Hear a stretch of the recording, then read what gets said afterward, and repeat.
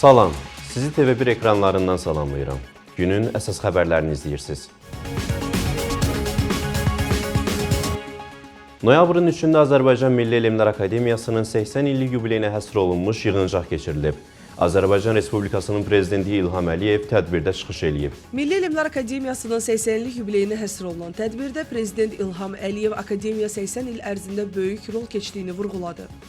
Qeyd etdi ki, bu illər ərzində biz müxtəlif ictimai-siyasi quruluşlarda yaşasaq da, Azərbaycan hər zaman öz elminin inkişafına böyük diqqət yetirirdi. Sir deyil ki, Ulu Öndər Heydər Əliyev hər zaman Azərbaycan alimlərini dəstəkləmək üçün öz səylərini əsirgəmirdi. Hələ ötən əsrin 70-ci illərində onun rəhbərliyi ilə Akademiyanın fəaliyyəti təkmilləşdi, bir neçə yeni elmi tədqiqat institutu yaradıldı, elmin inkişafına böyük vəsait ayrıldı. Prezident İlham Əliyev çıxışı zamanı bir çox məqamlara da toxunub. Azərbaycan alimlərini bu işlərə dəvət edən prezident bildirib. Dövlət strukturlarına da göstəriş verirəm. Hesab edirəm ki, yaxın bir neçə ay ərzində bizə çox yaxşı xəbərlər gələcək. Eyni zamanda dövlət xətti ilə bu istiqamətdə işlər aparılır və biz öz hərbi imkanlarımızı artıq böyük dərəcədə yerli istehsal hesabına genişləndiririk.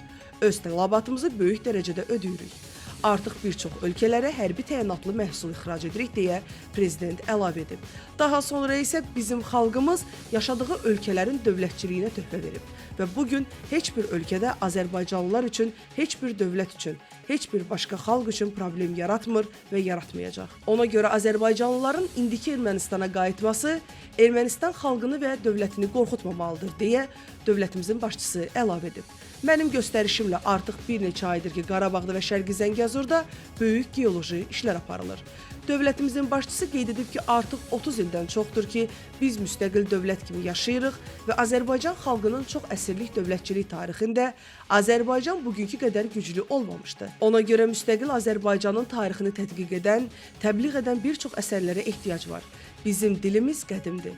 50 milyondan çox insan üçün ana dilidir. Çox zəngindir və xarici kəlmələrə də ehtiyac yoxdur.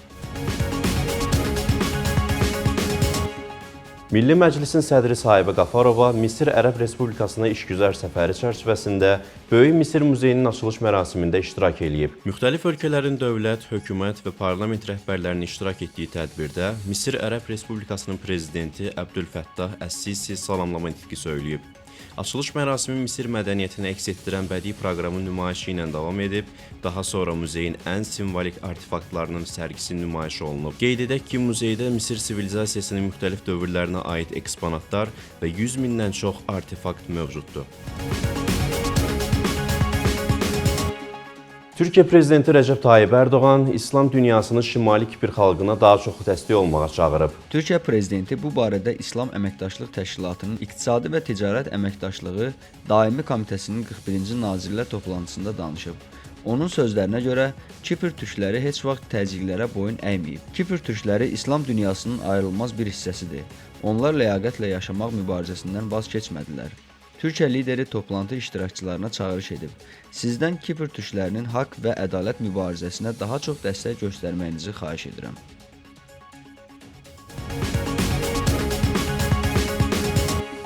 Daxili İşlər Nazirliyinin Nəqliyyatı İntellektual İdarə Etmə Mərkəzi sürücülərə növbəti dəfə müraciət edib. Yol nəqliyyat hadisələrinin baş verməsinə səbəb olan əsas amillərdən biri də sürücülərin ehtiyatsızlığından yaranan diqqətsizlikdir.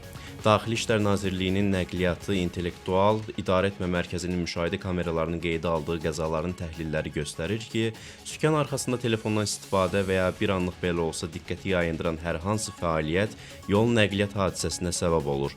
Hərəkət zamanı qarşıdakı avtomobil qırmızı işıqda dayandıqda, piyadəyə yol verdikdə və ya gözlənilməz maneə yarandıqda, sürücünün diqqətinin cəmi bir neçə saniyəlik yayınması qəzanı qaçılmaz edir. Bu barədə Nəqliyyat İntellektual İdarə Etmə Mərkəzinin sürücülərə müraciətində deyilir. Nəqliyyat İntellektual İdarə Etmə Mərkəzi sürücüləri bir daha diqqətli olmağa çağırır. Hərəkət zamanı sükan arxasında telefondan istifadə etməyin. Fikrinizi yalnız yola və nəqliyyat vasitəsinin idarə edilməsinə yönəldin. Unutmamaq lazımdır ki, yollarda göstərdiyiniz diqqət və məsuliyyət sizi qəzadan qoruya bilər, deyə müraciətdə bildirilir. Azərbaycan Respublikasının Fövqəladə Hallar Nazirliyi üzərinə düşən vəzifələrin icrası, o cümlədən əhalinin və ərazilərin təbii və texnoloji xarakterli fövqəladə hallardan qorunması istiqamətində fəaliyyətini davam etdirir. Ötən həftə ərzində 192 yanğına çıxış, 27 halda köməksiz vəziyyətdə qalma, 4 avtonəqliyyat qəzası və 2 intihara cəhd faktı üzrə qəza xilas etmə əməliyyatları həyata keçirilib. Görülmüş təcili və təxirə salınmaz tədbirlər nəticəsində yanğınların operativ söndürülməsi, insanların həyatının xilas olunması təmin edilib. Ümumilikdə Fövqəladə Hallar Nazirliyinin qüvvələri tərəfindən ötən həftə ərzində 10-u az yaşlı olmaqla 33 nəfər xilas edilib, 2-si az yaşlı olmaqla 15 nəfər təxliyə olunub, 4 nəfər xəsarət alıb, 7 nəfərin meyiti aidiyyəti üzrə təhvil verilib.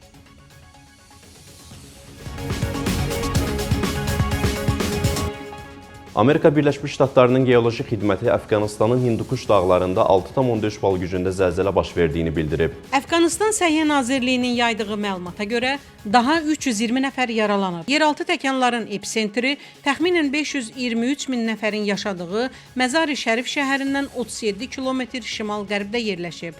Zəlzələnin ocağının 10 kilometr dərinlikdə yerləşdiyi bildirilir.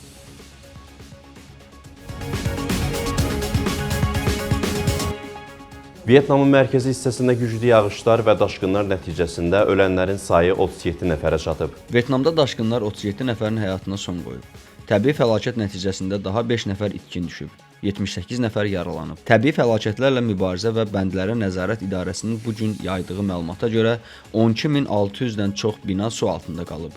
103 bina tamamilə dağılıb. 451-i isə zədələnib. Daşqınlar həmçinin hektarlarla əkin sahəsini su altında qoyub.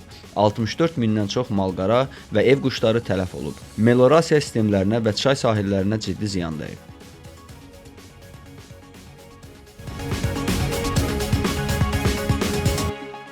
Azərbaycan Bəstəkarlar İttifaqının Üzeyir Hacıbəyli adına konsert salonunda bəstəkar, əməkdar incəsənət xadimi Cahangir Zülfiqarovun anadan olmasının 70 ili yubileyinə həsr olunmuş müəllif konserti keçirilib. Tədbiri Azərbaycan Bəstəkarlar İttifaqının sədri, xalq artisti, Azərbaycan Milli Elmlər Akademiyasının müxbir üzvü Professor Firəngiz Əlizadə açaraq Cahangir Zülfiqarovun görkəmli bəstəkar, xalq artisti, Azərbaycan musiqi mədəniyyəti xəzinəsinə dəyərli töhfələr verən Oqtay Zülfiqarovun davamçısı olduğunu qeyd edib.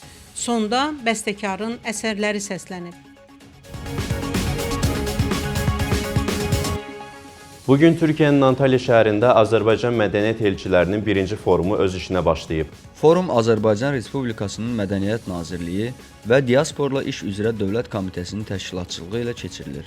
Forumun məqsədi mədəniyyət elçiləri və onların şəbəkəsi vasitəsilə mədəniyyətimizin beynəlxalq səviyyədə mütəşəkkil təbliği, xaricdə yaşayan mədəniyyət xadimlərinin fəaliyyətinin stimullaşdırılması, incəsənət və yaradıcılıq sahələrinin inkişafına əlavə dəstəyin verilməsidir. Qeyd edək ki, noyabrın 5-nədək davam edəcək forum çərçivəsində yaradıcılıq təqdimatları, mədəniyyət layihələrinin nümayişi, plenar sessiyalar, eləcə də mədəniyyət əməkdaşlıq protokollarının imzalanması nəzərdə tutulur. Noyabrın 2-sində Gənclər və İdman Nazirliyi Bakı Şəhər Halqası Əməliyyat Şirkətinin və Azərbaycan Atletika Federasiyasının birgə təşkilatçılığı ilə Bakıda 5-ci qələbə qaçışı keçirilib.